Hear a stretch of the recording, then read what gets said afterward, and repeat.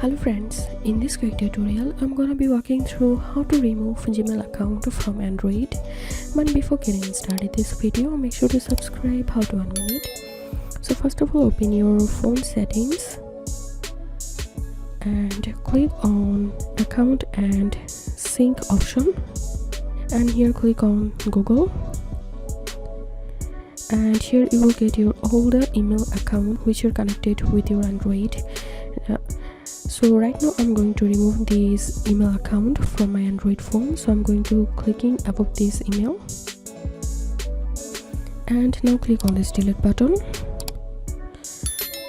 and click on delete, and then here we can see I have successfully removed Gmail account from Android.